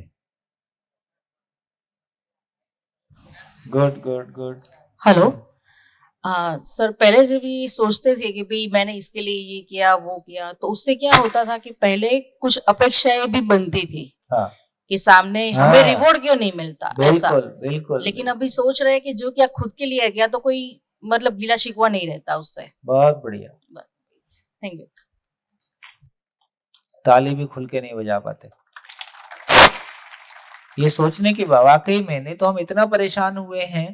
यदि मुझको लगता है कि मैंने दूसरों के लिए कुछ किया है, जो कि हम में से अधिकांश लोग यही बोलते हैं हम परिवार के लिए जी रहे हैं। दिल्ली में मैंने एक एग्जाम्पल देखा, क्लास 6 की बच्ची कह रही है मामा 10 दिन के लिए कहीं चली जाओ, मैं जीना चाहती हूं। और मामा को लगता है मैंने सारी जिंदगी बच्चे के लिए लगा दी। बच्चा कहता है मैं दुखी तुम्ही से हूं, है ना। तो ये इतनी सारी परेशानियां, इसका मतलब है यदि मुझको लगता है कि मैंने दूसरों के लिए कुछ किया है, परिवार के लिए किया है, समाज के लिए किया है, देश के लिए किया है, तो मैं एक अहंकार का टोकरा सर पे लेके घूमता हूं। गुजराती में क्या बोलते हैं? टोकरा, तगाड़ी, टोकरो, जो भी। अहंकार आता है तो इसके साथ में अति अपेक्षा आती ही है कि जब मैंने इतना कुछ किया है तो सामने वाला को भी ऐसा सामने वाले को अपने गले में पट्टी डाल के घूमना है कि मैं आज जो भी कुछ हूं तुम्हारी वजह से हूं। और सामने वाले से अति अपेक्षा पूरी नहीं होती है तो मैं प्रतिक्रिया में जाता हूं, किसी के लिए कुछ नहीं करना चाहिए, सब एहसान फरामोश है। ऐसा तमाम समस्याओं की टोकरा लिए बुजुर्ग लोग घूमते हैं।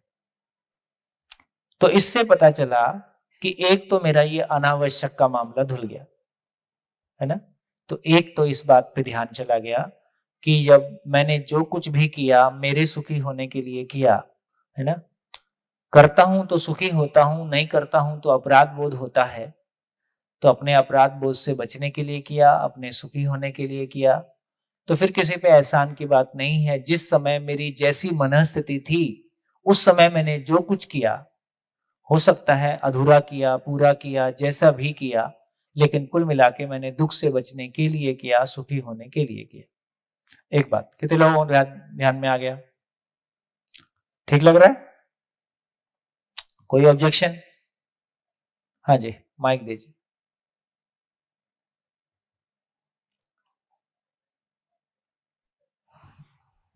हेलो।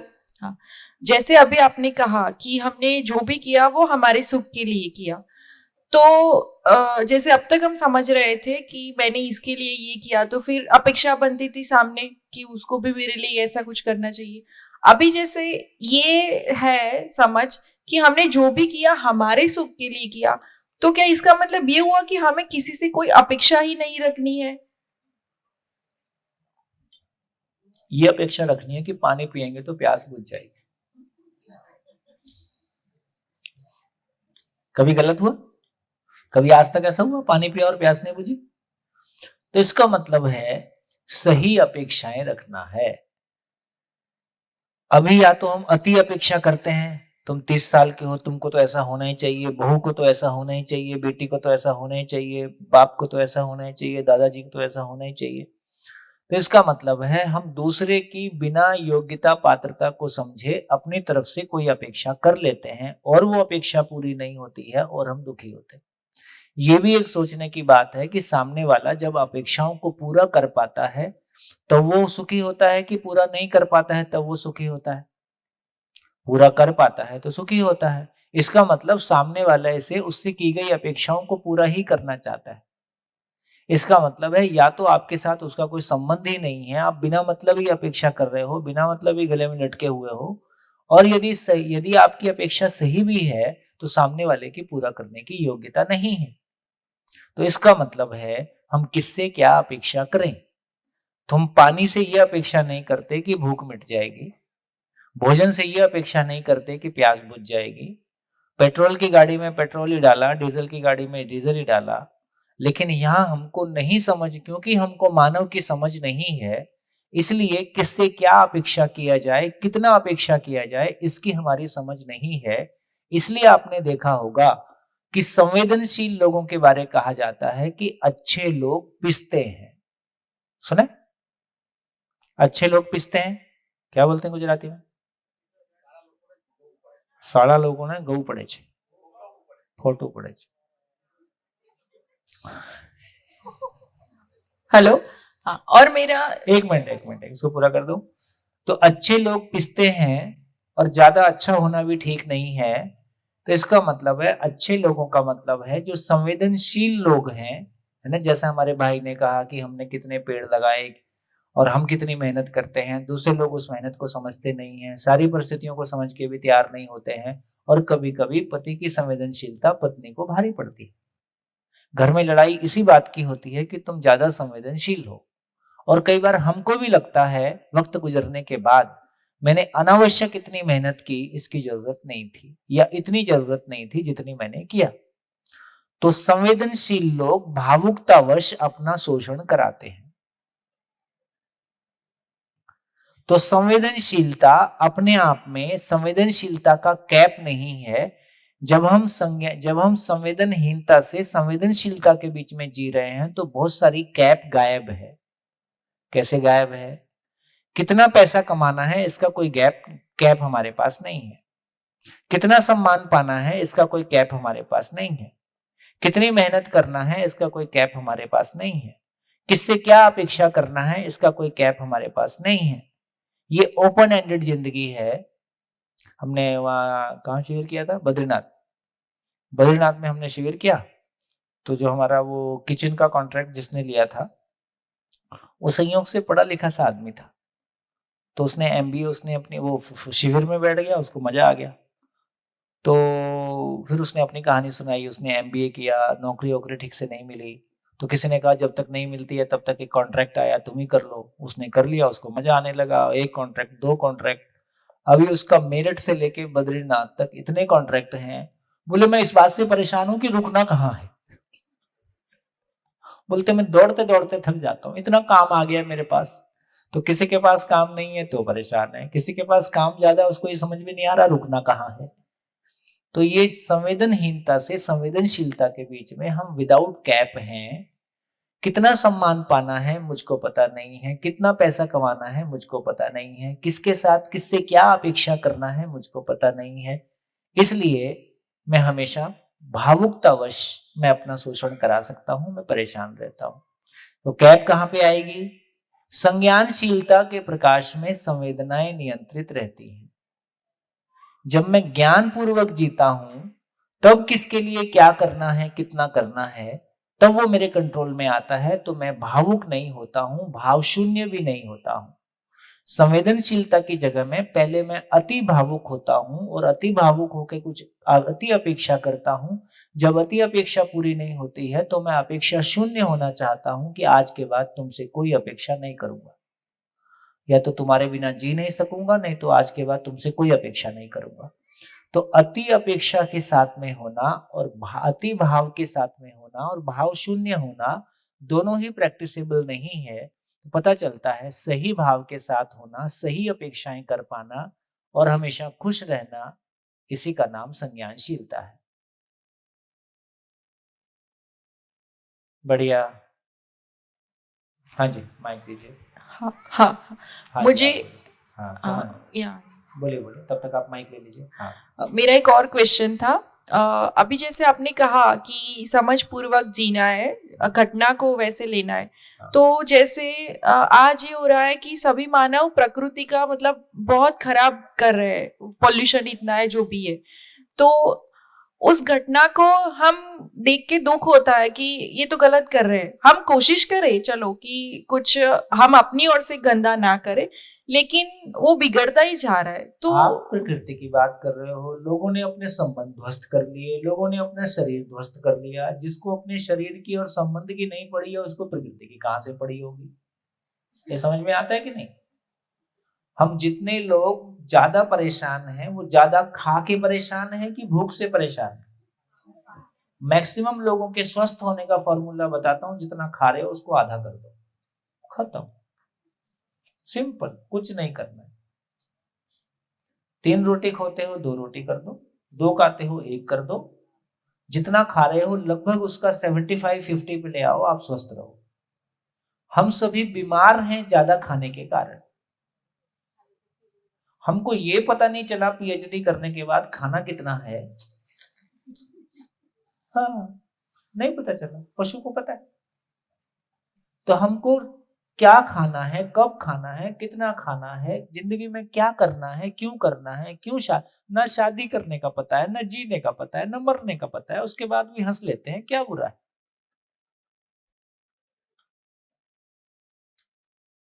कोई एक स्किल हमारे पास है जिसके चलते हम कुछ पैसे कमा लेते हैं और जिससे हमारा जिंदा रहना, अपनी टंकी भरते रहना, नई टंकियां पैदा करते रहना।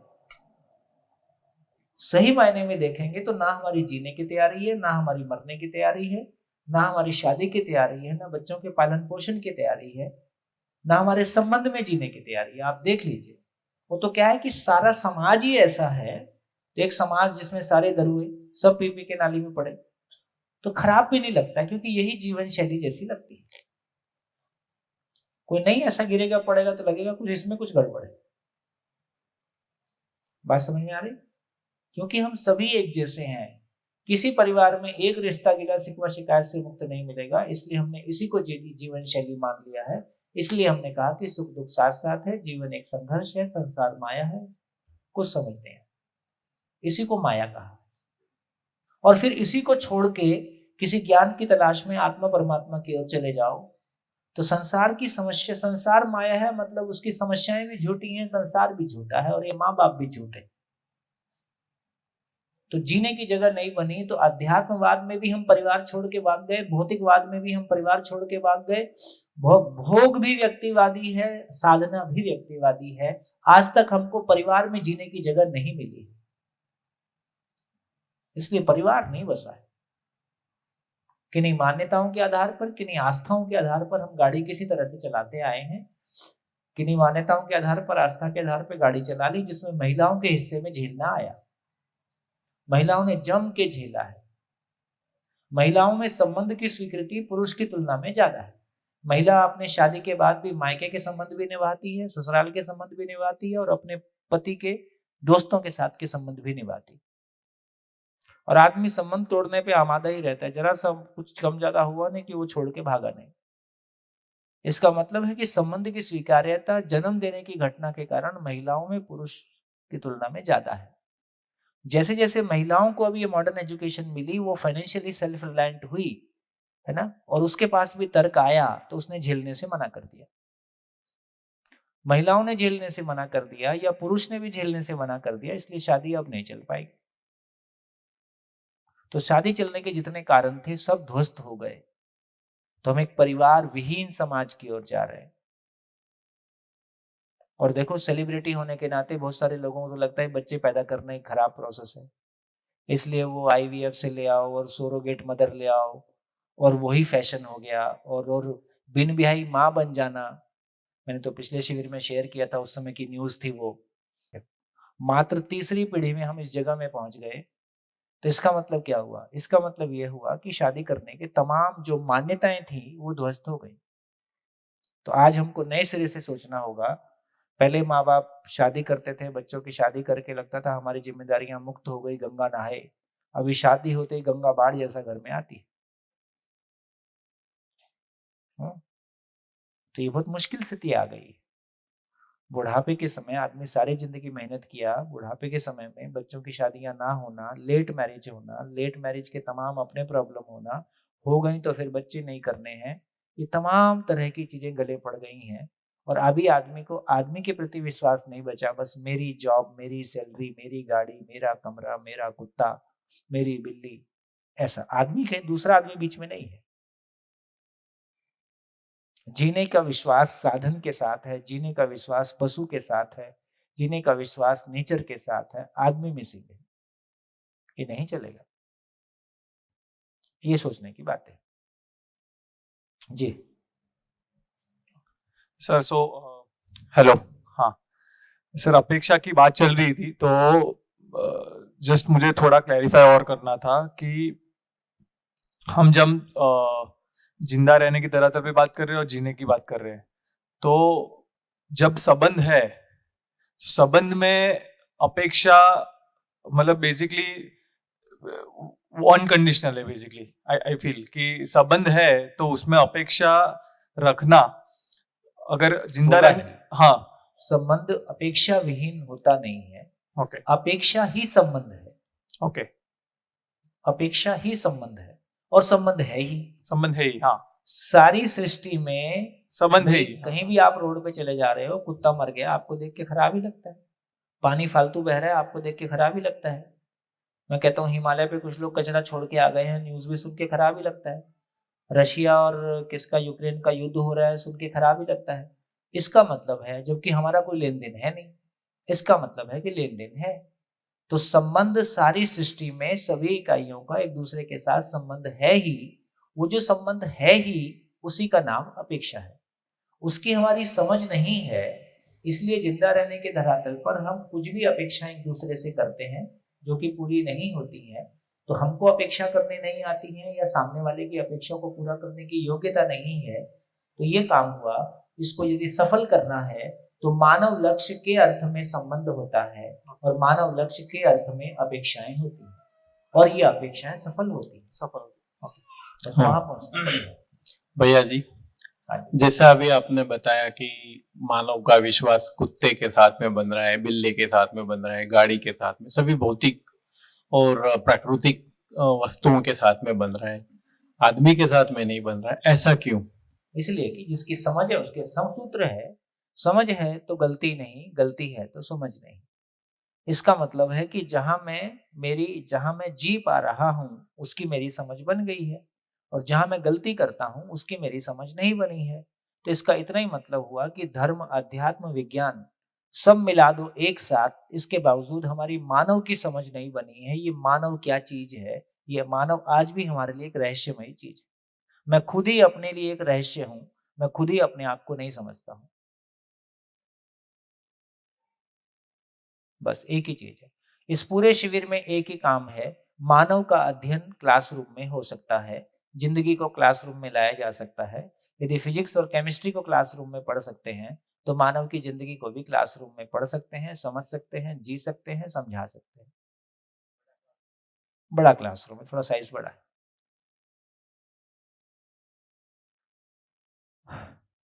बढ़िया। हाँ जी, आगे चले। तो चलिए, तो जितनी चर्चा हमने अभी तक कर ली उससे एक ध्यान में ये आ गया कि सही अपेक्षाएं हमेशा पूरी होती हैं, है ना, गलत अपेक्षाएं पूरी नहीं होती हैं। तो क्या सही अपेक्षाएं करना है ये हमको ज्ञान पूर्वक समझ में आता है। ज्ञान पूर्वक हम मानव के लक्ष्य को पहचान पाए, मानव लक्ष्य को अपने को पहचान पाए, उसके आधार पे आगे चलेंगे। अब हम थोड़ा सा एक दो एग्जाम्पल की और चर्चा करते हैं। अब यदि अपने को ये समझ में आ गया कि मानव जो कुछ भी करता है सुखी होने के लिए करता है, तो आपका बच्चा भी एक मानव है। अब यदि बच्चे का मन पढ़ने में नहीं लगता है तो माँ बाप क्या करते हैं? अभी रूटीन में माँ बाप क्या करते हैं, टीचर्स क्या करते हैं, है ना, क्या क्या करते हैं? बच्चे पढ़ते नहीं है तो माँ बाप और टीचर्स क्या क्या करते हैं? है? फिर तमाम तरह के कमेंट्स आते हैं, तमाम तरह की डांट, मार, पीट, जो कुछ हाथ पैर चला सकते हैं, जैसे जैसे मौसम के अनुसार वैसे चल जाते हैं। तो इससे ये समझ में आया कि माँ बाप भी बच्चों को दुख देना नहीं चाहते हैं, लेकिन वो बच्चों के अच्छे भविष्य को, बच्चों की जिंदगी को देखना चाहते हैं। यदि माँ बाप ने माना है कि पढ़ने लिखने से ही जिंदगी बनती है और पढ़ लिख नहीं रहा है तो जिंदगी नहीं बनेगी, तो और इस सिचुएशन को हैंडल करने की उसकी योग्यता नहीं है, तो इसकी प्रतिक्रिया ही गुस्सा है। ये बात ध्यान में है? अपनी अक्षमता का प्रदर्शन क्रोध है। बच्चा पढ़ता नहीं है और पढ़ने से ही जिंदगी बनेगी, और माँ बाप बच्चे की जिंदगी देखना चाहते हैं, इस सिचुएशन को हैंडल करना नहीं आ रहा है, इस अक्षमता का प्रदर्शन ही क्रोध है। सॉल्यूशन क्या है? यदि माँ बाप को अपने लिए, टीचर्स को अपने लिए ये समझ में आ गया कि मानव जो कुछ भी करता है सुखी होने के लिए करता है, और ये भी बात समझने की है, हेलो थोड़ी बढ़ा दो, ये भी बात समझने की है कि बेसिकली आदमी को क्रोध कब आता है। जैसे मैं आपसे, मेरे को 1 लाख रुपए की जरूरत है, मैंने ए से मांगा, तो ए से बात करके पता चला कि देना तो चाहता है पर उसके भी देने की स्थिति नहीं है। मैंने बी से मांगा तो बात करके पता चला कि उसकी देने की स्थिति है पर देना नहीं चाहता है। दोनों स्थितियों में पैसा मिला? नहीं मिला। लेकिन किस स्थिति में मैं दुखी हुआ, किस में दुखी नहीं हुआ? तो मैं वस्तु के ना मिलने से दुखी नहीं हुआ, लेकिन भाव के ना मिलने से दुखी हुआ। ये बात ध्यान में आ गई?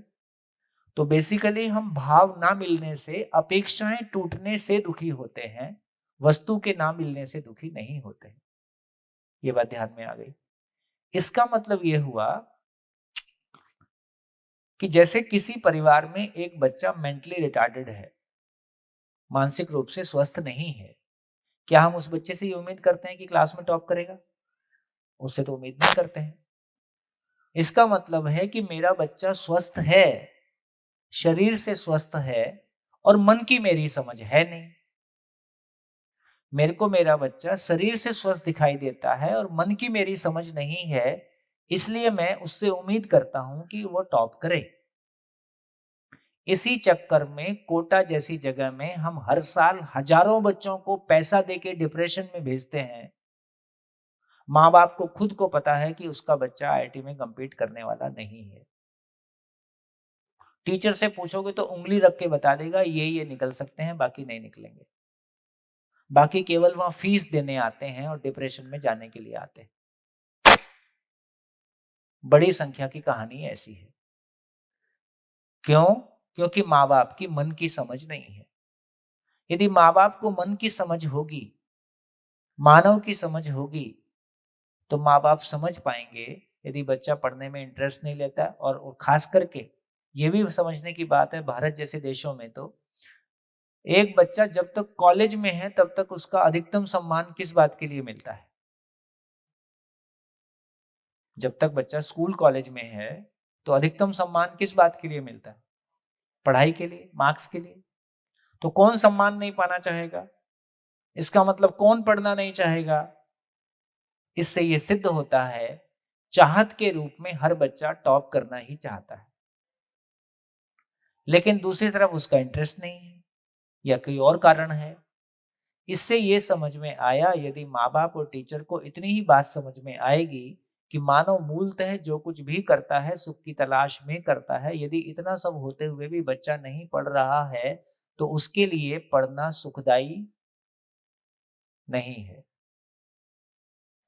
तो उसके लिए पढ़ाई सुखदायी कैसे बने, उसके लिए क्या प्रयास किए जाएं? टीचर बदला जाए, स्कूल बदला जाए, कोचिंग बदला जाए, हम कुछ करें। और सारे बच्चे ऐसे भी इस पढ़ाई में टॉपर बनने के लिए नहीं आए हैं। जिन्होंने टॉप किया उन्होंने भी कोई पहाड़ नहीं तोड़ दिया है। तो ये समझने की बात है, तो ये भी स्वीकारने की बात है कि हर बच्चे की अपनी एक जर्नी है, उसकी अपनी एक यात्रा है, उसका अपना एक परफॉर्मेंस लेवल रहेगा, और जो भी उसका परफॉर्मेंस लेवल हो, अपने प्रयासों के बाद, उसके प्रयासों के बाद उनको स्वीकार ही किया जाए, खुशी से स्वीकार किया जाए। हम तो हमारे बच्चों की स्वीकृति भी कंडीशनल करते हैं। 95% से कम लेके आया तो मेरा बेटा नहीं है। अरे तुम्हारा नहीं, किसी का तो होगा।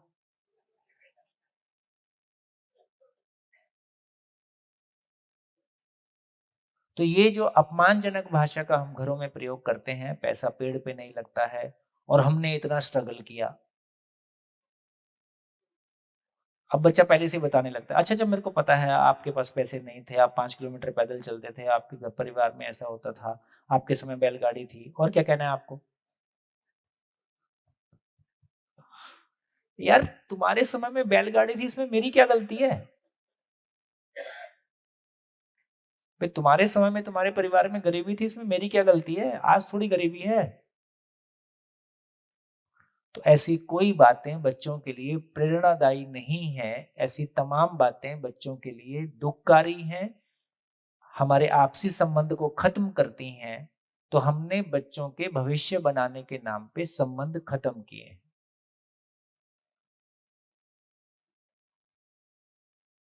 कितने लोगों तक बात पहुंच रही? अधिकांश बच्चों के 5th तक के मार्क्स मम्मी के मार्क्स होते हैं। जब मैं बोलता हूं तो बच्चे मम्मी को देख लेते हैं, मम्मी बच्चों को देख लेती है। 6th के बाद अधिकांश बच्चों के मार्क्स कम हो जाते हैं और पढ़ो पढ़ो बोल के इस पढ़ाई से हमको नफरत हो जाती है, क्योंकि उसकी वजह से हमने इतना दुख पाया है कि उसके नाम लेने से भी ठीक नहीं लगता। और इसका श्रेय अधिकांश घरों में मम्मियों को जाता है, कहीं कहीं पिता को भी जाता है।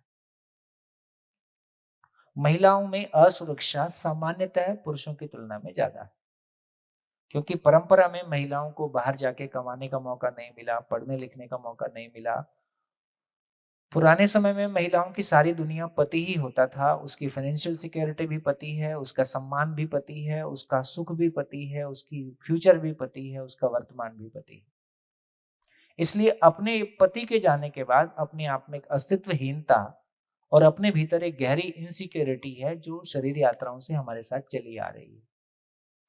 इसलिए अधिकांश परिवारों में महिलाओं में ये प्रेशर बहुत ज्यादा रहता है कि बच्चा जब तक IAS बन के उठ ना जाए टेबल से, तब तक पप्पा उसके साथ बैठे रहे।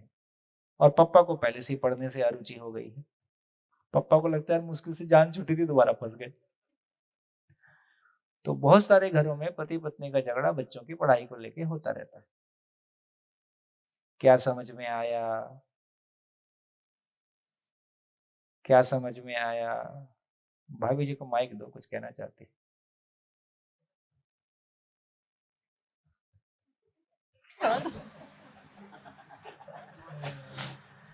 बेटिया ही कुछ कहेगी।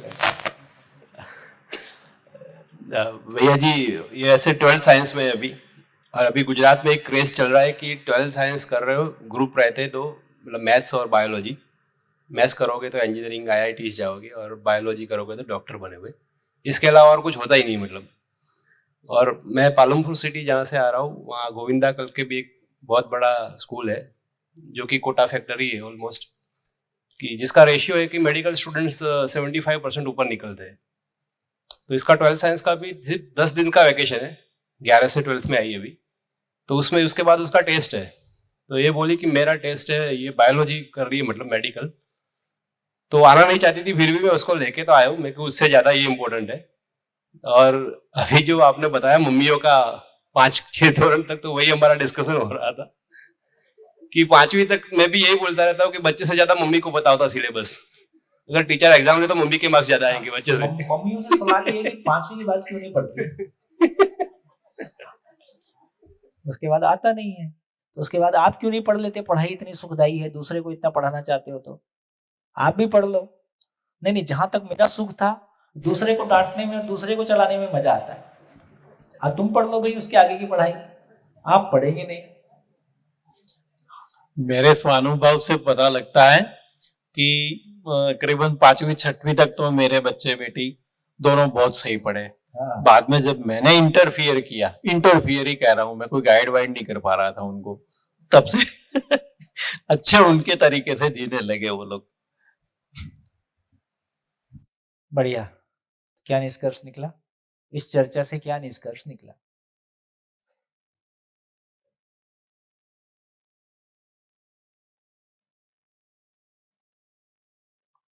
इस चर्चा से क्या निष्कर्ष निकला? हाँ जी, कुछ बोलेंगे? इस पूरी चर्चा से क्या निकला?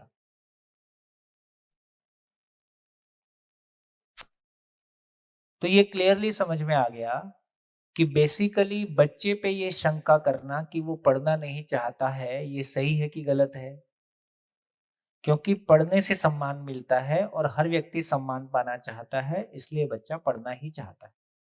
तो इसको बात को ये मानना कि बच्चा पढ़ना नहीं चाहता है, तो बच्चा पढ़ना चाहता है ये अपने में स्वीकारने से हमारे को उसके प्रति उस तरह से गुस्सा नहीं आएगा जैसे हम बिना समझे करते हैं। चाहता है और नहीं कर पा रहा है, तो फिर हम देखेंगे कि हाँ, कहाँ हम सपोर्ट कर सकते हैं और उसकी अपनी यात्रा में वो कितना आगे जा सकता है। पढ़ाई हो सकता है पढ़ाई लिखाई के मामले में रुचि कम हो, बाकी किसी एरिया में रुचि बहुत ज्यादा हो, और उस एरिया में उसकी ग्रोथ बहुत ज्यादा हो सकती है।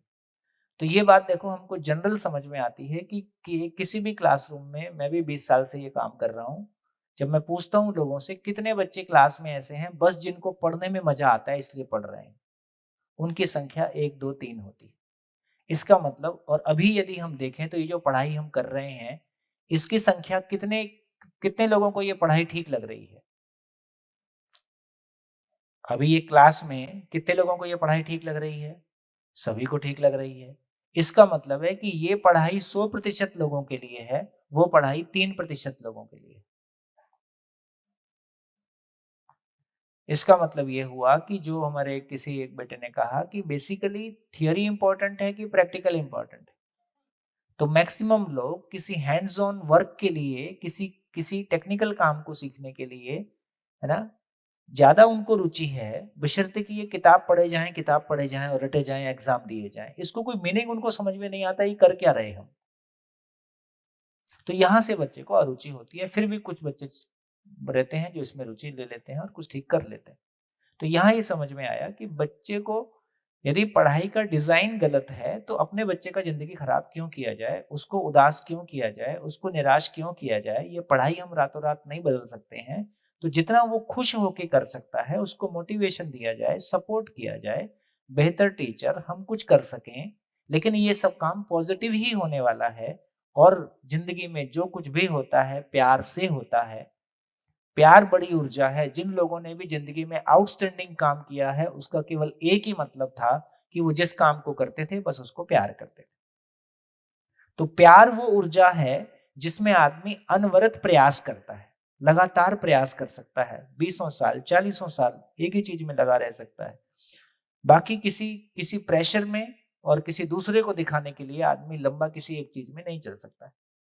तो यदि ये हमको ध्यान में आता है तो अपने बच्चों के साथ में बिना किसी नेगेटिव लैंग्वेज को यूज किए, बिना दुखी हुए, बिना उनको दुखी किए हम कुछ बेहतर प्रयास कर सकते हैं। यदि हमको इतनी सी बात ध्यान में आती है कि मानव जो कुछ भी करता है वही करता है जिससे वो सुखी होता है, और जिससे उसको सुख ना मिले वो ऐसा करना नहीं चाहता है। बढ़िया, चलिए इतनी बात की क्लैरिटी हो गई। तो अब देखिए हमारे ध्यान में फिर ये भी आता है कि अब यदि हमको सदियों से मानव में समानता की अपेक्षा रही है, मानव में समानता की अपेक्षा है। हाँ बेटा, माइक। भैया एक बात जानना चाहती थी। सनातन धर्म जो मैं मानती हूँ मानव धर्म है, तो मानव धर्म क्या है? सनातन धर्म में मानव धर्म की अपेक्षाएं निहित हैं, लेकिन मानव धर्म के अनुकूल पर्याप्त मटेरियल मौजूद नहीं है, है ना। अभी हम जब चर्चा करेंगे और आगे जाएंगे तो आगे हम धर्म की बात करेंगे तो अपनी क्लैरिटी हो जाएगी। ठीक हो गया। तो मैं बात कर रहा था कि मानव में समानता का आधार क्या है। तो क्या शरीर समानता का आधार है? शरीर में कोई समानता हो सकती है? तो मानव में शरीर समानता का आधार नहीं है। मानव में समानता की शुरुआत यहाँ से है कि हम सभी की मूल चाहत एक है और हम सुख की निरंतरता चाहते हैं, और इसमें हम कुछ नहीं कर सकते। हम सभी सुखी होना चाहते हैं, ये मानव में समानता की जगह है। तो एक बात पता चली कि हम सभी मानव समान हैं, हम चाहत के रूप में समान हैं, सभी के पास समझने की ताकत समान है। सभी के पास समझने की ताकत असीम है कि सीमित है? असीम है। तो हम सभी मानव इस रूप में समान हैं कि समझने की ताकत हम सबके पास असीम है, और समझने के लिए और हम सब की चाहत एक है कि हम किसी सुख की निरंतरता को पाना चाहते हैं। इस रूप में हम सभी मानव एक हैं। इस रूप में जब मैं एक दूसरे को देखता हूं तो मेरे को एक दूसरे को देख के कैसा लगता है? मेरे को लगता है कि जैसा मैं हूं वैसे ही आप हैं। ये जो सेंस ऑफ बिलोंगिंगनेस है, पहले कैसे देखते थे? मैं हिंदू हूं, आप कोई दूसरे धर्म के हो, मैं काला हूं, कोई गोरा है, कोई स्त्री है, कोई पुरुष है, अमीर है, गरीब है, पढ़ा लिखा है, अनपढ़ है, पद वाला है, बिना पढ़ वाला है। तो जिन चीजों में जिन चीजों में हम अलग अलग हैं, हम उनमें समानता की कोशिश खोज रहे हैं। क्या हम भाषा के रूप में एक हो जाएं? क्या भाषा के रूप में एक होंगे सारी दुनिया के लोग? क्या कपड़े के रूप में एक होंगे? हम एक कलर के कपड़े पहनेंगे? हम भाषा के रूप में एक नहीं हो सकते, एक कलर के कपड़े नहीं पहन सकते, हमारा खान पान एक जैसा नहीं हो सकता है ना? तो ये समझ में आया कि शरीर के धरातल पर हम सभी मानव अलग अलग हैं ही, जहां हम एक हैं ही उसको पहचानते हैं तो एक सेंस ऑफ बिलोंगिंगनेस आता है, एक अपनेपन का एहसास आता है। और मानव के लिए सुखी होने का एक ही मतलब है, जहां तक मेरे अपनेपन का विस्तार है वहां तक मेरे सुख का विस्तार है, जहां से परायापन शुरू होता है वहां से मेरा दुख शुरू होता है। तो यदि मेरे को ये बात ध्यान में आ जाती है कि धरती के सभी मानव सुखी होना चाहते हैं, तो सभी मानव को देख के कैसे लगेगा? मेरे ही जैसे हैं। क्या फर्क पड़ता है कि बच्चा है कि बूढ़ा है, स्त्री है कि पुरुष है? तो फाइनली इस बात को समापन की ओर ले चलें और मैं एक बढ़िया आपको किस्सा सुना के अभी की बात को पूरा करता हूँ। जो हमारे कैमरामैन का हिस्सा है, मैं अक्सर इस बात पे सुनाता हूँ और हमारे ये कैमरामैन भी काफी अच्छे हैं, ये भी कुछ लास्ट में सुनाएंगे। दिल्ली में हमने जो मैं अभी इवेंट करके आया हूँ 5000 टीचर 5 दिन के लिए, 2016 में हमने ये 1 महीने में 3-3 दिन के 6 शिविर किए थे, जिसमें एक शिविर में लगभग 3 से 4 हजार लोग होते थे। तो वहां भी हमारे कैमरामैन थे, वो सरदार जी थे। तो 5वें वर्कशॉप के बाद हमारे कैमरामैन बोलते हैं, सर इस बार मेरा भी फीडबैक होगा। बाकी लोग आपको 1 बार सुन के गए हैं, मैं आपको 5 बार सुन चुका हूँ। मैं तो लगातार रिकॉर्डिंग पे हूँ, तो मैं तो सुनता ही हूँ। मैंने कहा तो बड़ी अच्छी बात है। तो उसने जो सुनाया वो बहुत बढ़िया था, मैं उसको हर शिविर में सुनाता हूँ। उसने कहा कि दिल्ली में ना ट्रैफिक बहुत रहता है, लोगों के सर या तो हेलमेट के अंदर होते हैं या एसी कार के अंदर होते हैं, तो लोगों को हॉर्न कम सुनाई देता है। तो बोले सर मैं तो पगड़ी पहनता हूँ, सरदार हूँ, मेरे को तो साफ सुनाई देता है। जब पता है सामने गाड़ी खड़ी है, गाड़ी आगे नहीं जा सकती, फिर भी हॉर्न मारते रहते हैं। तो मेरा हफ्ते में 1 झगड़ा पक्का, और मारपीट हो जाए तो कोई ज्यादा बुरी बात नहीं। फिर मैं घर जाता हूँ, मेरा कैमरे का काम, रात बेरात घर से बाहर रहना। घर जाता हूँ, दरवाजा खोलता हूँ, पत्नी बोलती है प्याज ले आओ, और फिर बोलती है शाम को घूमने चलेंगे, और मैं घूम घूम के थका रहता हूँ। जिंदगी नर्क हो गई। बोले सर 5 शिविर करने के बाद मेरी जिंदगी स्वर्ग हो गई। वो कैसे? बोले एक तो मेरे को ये ध्यान में आ गया कि ये लड़की अपना घर छोड़ के हमारे घर में आ जाती है शादी के नाम पे, और अपना सब कुछ पूरी जिंदगी हमारे लिए लगा देती है, और हम ये मान के टेकन फॉर ग्रांटेड अब ये तो आई गई है, कहाँ जाएगी, और जो कुछ फिर हमारी तलाश है हम उसमें निकल जाते हैं। उस चक्कर में हम अपने रिश्ते को इग्नोर करते हैं। ऐसा मेरे को ध्यान में आया। इससे मेरे को बड़ा अपराध बोध हुआ है कि मैं अपनी पत्नी के साथ न्याय नहीं किया। एक तो मेरे को ये बात समझ में आई। दूसरा, अब जब मैं सड़क पे जाता हूँ और पीछे वाला हॉर्न मार रहा होता है तो मैं धीमे से मुस्कुराते रहता हूँ। मैं समझ जाता हूँ ये सुखी होना चाहता है।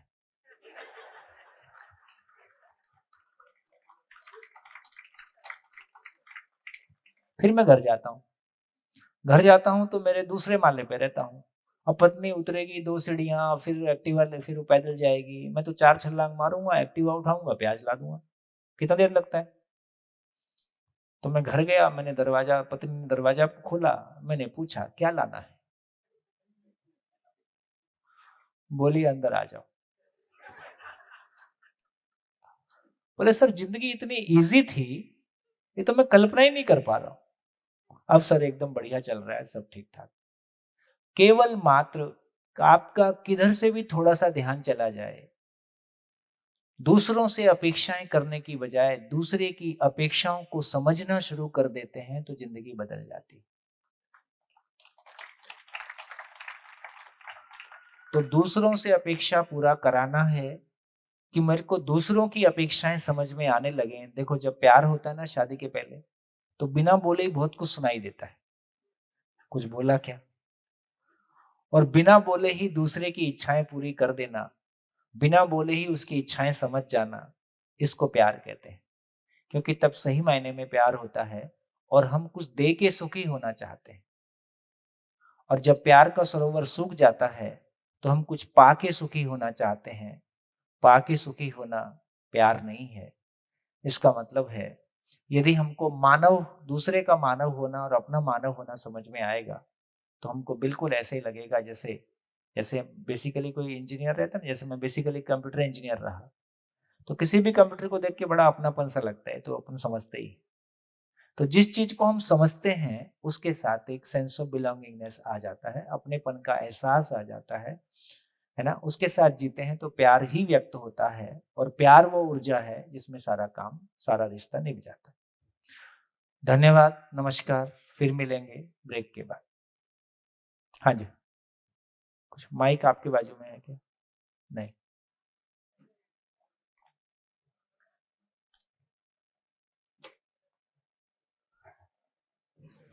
जो सभा में नए हैं, तो मैंने इस शिविर में दूसरी बार अभी कर रहा हूँ। तो टीचिंग में भैया ये शिविर पूरा हुआ और अभी 5 महीने और ऊपर कुछ दिन हुए। तो टीचिंग में इतना पहले क्या है कि इतना जोर लगा देता था।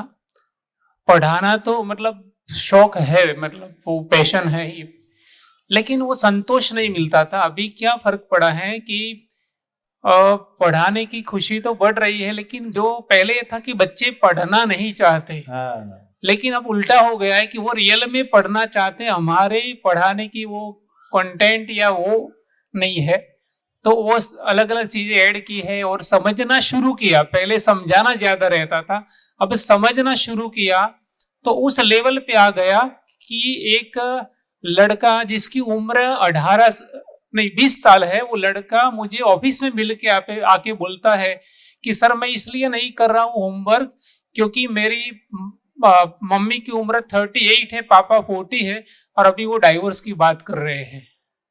तो सर कोई सॉल्यूशन? मैंने बोला लेकिन कैसे करूँ? आप डायरेक्ट बात करोगे? वो बोले मैं बताऊंगा तो भी प्रॉब्लम हो जाएगा। तो मैं भी थोड़ा वो हो गया, लेकिन ये एक अचीवमेंट लगता है कि कोई सामने से ऐसे बहुत लोग अब आ रहे हैं। 3 दिन पहले जो बंदा ऐसा बोलता था जिनकी उम्र 40 साल कि मैंने बोला भरत भाई क्या सत्य का साथ देंगे, असत्य की? नहीं, असत्य ही। मैंने बोला आप क्या बोल रहे पेरेंट होके? बोले सर दुनिया ऐसी हो गई, क्या करूं? मैंने बोला आप ऐसा करेंगे तो बच्चे क्या करेंगे? बोले सर ऐसा ही है। 3 दिन के बाद वो आए, कुछ ऐसा सुनने में आया, सर मैं बहुत परेशान हूँ, लाइफ से तंग आ चुका हूँ, क्या करूं? फिर मैंने जीवन विद्या की बात की उनसे। तो ये रियल में फर्क आता है, बस हम कितना लेते हैं उस पर है। उसके लिए धन्यवाद, थैंक यू वेरी मच, धन्यवाद। बढ़िया, थैंक यू।